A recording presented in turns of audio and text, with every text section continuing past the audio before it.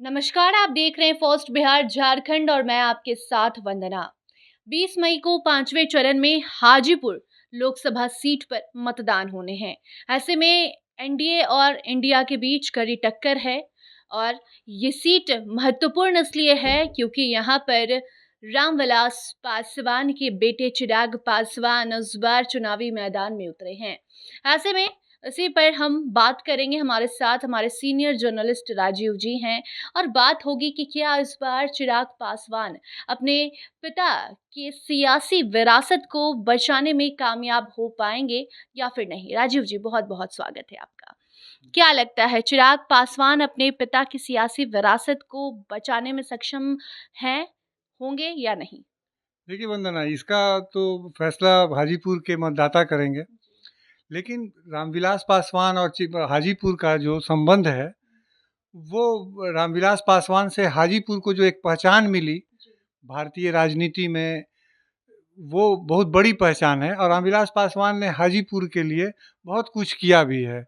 हम बात करें कि रामविलास पासवान सबसे पहली बार हाजीपुर से 1977 में चुनाव में उतरे थे। तब उस समय याद कीजिएगा आप, वहाँ जेपी मूवमेंट ख़त्म हुआ। जेपी मूवमेंट के बाद, इमरजेंसी के बाद वो पहला चुनाव था। उस समय रामविलास पासवान की पहचान एक युवा समाजवादी नेता के रूप में थी। और रामविलास पासवान ने जब हाजीपुर से पहली बार चुनाव लड़ा था 1977 में, तो उनका नाम जो था वो Guinness book of world record में दर्ज किया गया था। तो उसके बाद रामविलास पासवान हाजीपुर से करीब 8 बार वो लगातार सांसद रहे। हालांकि वो टोटल कुल मिलाकर 10 बार हाजीपुर से वो चुनाव लड़े, जबकि 2 बार चुनाव में उनको हार का सामना भी करना पड़ा। एक बार जो पहली बार वो चुनाव हारे थे हाजीपुर में, वो 1984 का चुनाव था, जब इंदिरा गांधी की हत्या के बाद जो चुनाव हुआ था। और वो एक लहर थी पूरे देश में जो कांग्रेस के पक्ष में थी, राजीव गांधी के नेतृत्व में वो चुनाव लड़ा जा रहा था। तो उस समय रामविलास पासवान को हाजीपुर से पहली बार हार का सामना करना पड़ा था।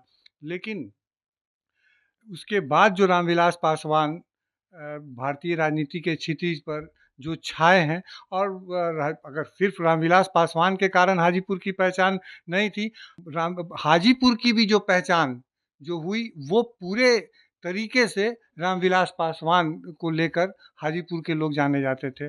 तो कहना अब कोई ये नहीं है कि रामविलास पासवान या उनके परिवार से हाजीपुर का जो संबंध है वो 1977 से है। और लगातार रामविलास पासवान वहाँ से चुनाव हारते रहे।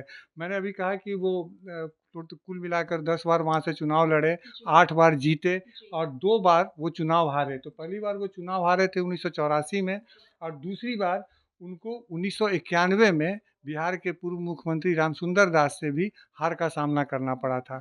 उसके बाद रामविलास पासवान ने कभी पीछे मुड़कर नहीं देखा, और वो 2019 तक उन्होंने संसद में हाजीपुर का प्रतिनिधित्व किया।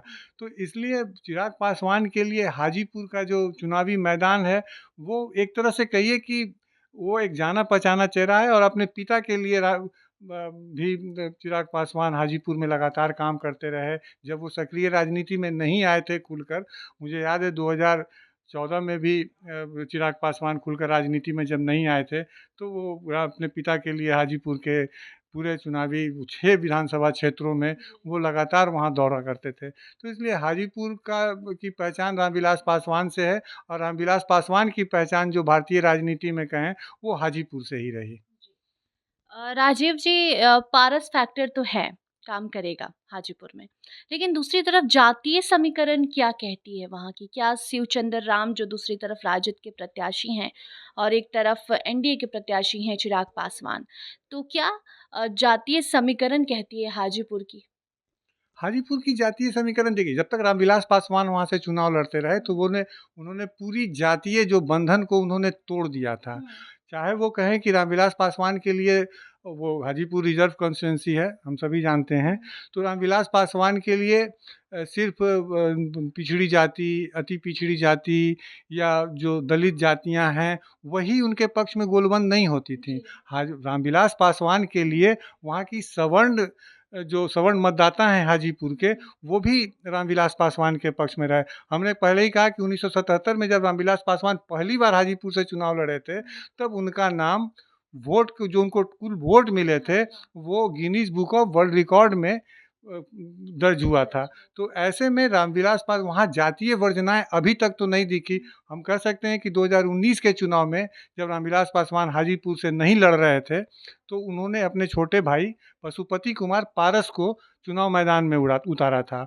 और पशुपति कुमार पारस की भी जो जीत थी हाजीपुर में, वो रामविलास पासवान के कारण हुई थी, क्योंकि पारस की वो पहचान नहीं थी भारतीय राजनीति में, या खुद कहें कि वो हाजीपुर में भी कि वो वहाँ से वो वहाँ पारस नहीं लड़ रहे थे चुनाव, तो वहाँ रामविलास पासवान चुनाव लड़ रहे थे और पारस आराम से बहुत कंफर्टेबल मार्जिन से वो वहाँ चुनाव से जीते थे। तो इस बार भी मुझे लगता है कि चिराग पासवान के लिए हालांकि कई तरह के जातीय गोलबंदी भी इस बार दिख रही है, लेकिन हमको नहीं लगता है कि चिराग पासवान को कोई बहुत बड़े संकट का उनको सामना करना पड़ेगा।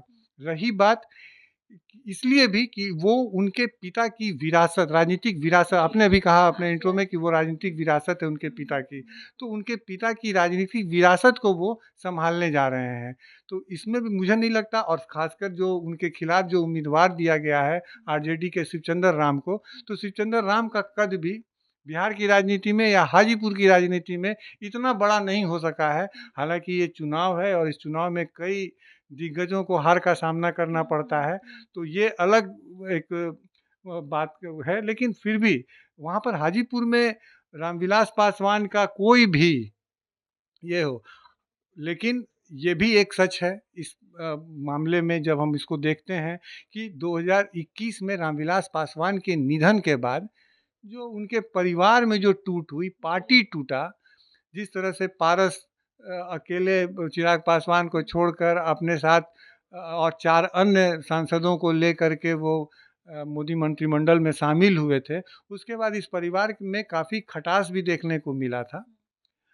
ले और ये सीट जो उनके चाचा पारस इस पर लड़ते रहे थे, तो पारस को इस बार बेटिकट कर दिया गया है, तो उसका थोड़ा असर हो सकता है। हालाँकि पारस अभी भी खुलकर चिराग के लिए कुछ गोलबंदी करते या उनके पक्ष में लोगों को गोलबंद करते हुए तो दिखाई नहीं देते हैं। वो इस बार कहें कि पूरे लोकसभा चुनाव में वो बड़े निष्क्रिय तरीके से नज़र आ रहे हैं। पारस ही नहीं, रामविलास पासवान के एक और छोटे भाई रामचंद्र पासवान, उनके बेटे प्रिंस राज, जो समस्तीपुर सुरक्षित क्षेत्र से अभी के निवर्तमान सांसद हैं, उनका भी टिकट काटा गया। तो दोनों चाचा भतीजा का टिकट कटने के बाद अब हाजीपुर के लोग इस पूरे मामले में या इस लोजपा परिवार का जो मामला था उसको किस रूप में दे रहे हैं, ये पहली परीक्षा होगी उसकी। लेकिन रामविलास पासवान को लेकर हाजीपुर में जो समर्थन रहा उनका शुरू से, वो अभी भी हमको लगता है कि कायम होगा वो। हालाँकि चाचा भतीजा अब एक होते हुए दिखाई भी दे रहे हैं। नरेंद्र मोदी के नामांकन में भी चाचा भतीजा साथ दिखे थे। प्रेस कॉन्फ्रेंस करके पशुपति पारस ने बताया भी था कि अगर हमको फ़ोन आता है, हमको बुलाया जाता है, तो हम जाकर प्रचार करेंगे। तो क्या इसका असर वोट बैंक पर पड़ेगा? हालाँकि क्योंकि दोनों साथ अभी तक तो पारस के पास चिराग का फ़ोन आने की हम लोगों के पास कोई सूचना जी, नहीं जी, है। जी। हालाँकि दोनों चाचा भतीजा हाँ, हैं, हाँ। घर के अंदर क्या बातें होती होंगी, वो अलग चीज़ है। लेकिन अभी तक तो चिराग पासवान ने अपने चाचा से अपने लिए वोट माँगने के लिए या उनकी किसी तरह की मदद करने की बात तो नहीं कही है। अब मैं ये बताना चाहता हूँ कि रामविलास पासवान ने हाजीपुर के लिए क्या किया।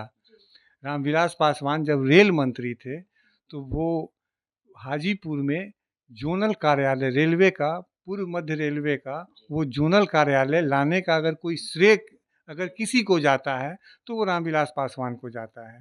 तो उन्होंने हाजीपुर के विकास के लिए, हाजीपुर इंडस्ट्रियल कॉरिडोर के लिए उन्होंने काफ़ी काम किया था। तो चिराग पासवान को हो सकता है कि कुछ जातीय गोलबंदी भी इस बार दिखेगी, हुँ, हुँ। क्योंकि शिवचंद्र राम आरजेडी के टिकट से वहाँ पर चुनाव मैदान में हैं। तो चुनाव मैदान में शिवचंद्र राम के आने से वहाँ कुछ जातीय गोलबंदी दिख सकती है, क्योंकि हाजीपुर यादवों का भी एक बहुत बड़ा गढ़ हुँ, रहा है हुँ। और वहाँ करीब 3 लाख यादव मतदाता हैं हाजीपुर में। जी। उसके साथ जो स्वाभाविक है कि अगर यादव मतदाता अगर एकजुट होते हैं, तो या उसके साथ मुस्लिम वोट भी एकजुट होता है, तो इस बार थोड़ी चुनौती दिख रही है। लेकिन ये चुनौती उतनी बड़ी नहीं है कि जितना अभी रामविलास पासवान का हाजीपुर में जितना ऊँचा कद है। तो क्या परिणाम आता है ये तो 4 जून को मालूम चलेगा, क्योंकि साल 2019 में भी एक तरफ जहां पशुपति पारस लोकसभा सीट से हाजीपुर से चुनावी मैदान में थे, तो वहीं दूसरी तरफ राजद ने शिवचंद्र राम को ही उतारा था और उन्हें करारा जवाब दिया था पशुपति पारस ने। और पशुपति पारस अभी सिटिंग सांसद भी थे, लेकिन इस बार उन्हें टिकट नहीं मिला और उनके भतीजे चिराग पासवान चुनावी मैदान में हैं। पारस फैक्टर काम करता है या नहीं करता है, ये देखने वाली बात होगी। 4 जून को नतीजे आपके सामने होंगे। बाकी अभी के लिए इतना ही, हमें दीजिए इजाजत। धन्यवाद। पनोरमा ग्रुप, जो सोचता है वो करता है, आपके अपने सपनों का आशियाना। ये लो, मुंह मीठा करो। आज मैंने अपना जॉब छोड़ दिया, अब हम पूर्णिया वापस जाएंगे। जॉब छोड़ दिया है? मतलब ये घर कैसे चलेगा? हम करेंगे क्या? और माँ बाबूजी क्या बोलेंगे? इसलिए मैं एक और मिठाई का डब्बा लाया। अपने बिजनेस के लिए लोन अप्रूव हो गया। अरे लोन अप्रूव हो गया वो तो ठीक है, लेकिन पूर्णिया में हम रहेंगे कहाँ? अपना घर भी तो नहीं है वहाँ। इसलिए तो एक और मिठाई का डब्बा अलग से लाया हूँ। हमने पूर्णिया में घर ले लिया है, पूर्णिया के ई होम्स पैनोरमा में। पूर्णिया में पैनोरमा ग्रुप लेकर आए हैं ई होम्स पैनोरमा। बड़ा घर, आलीशान जिंदगी और अत्याधुनिक सुविधाओं के संग। अरे अरे, अब क्यों मुंह मीठा करवा रही हो? क्योंकि हम घर वापसी जो कर रहे हैं। घर वापसी की खुशी पूर्णिया में ई होम्स पैनोरमा के संग। ई homes panorama, luxurious lifestyle redefined.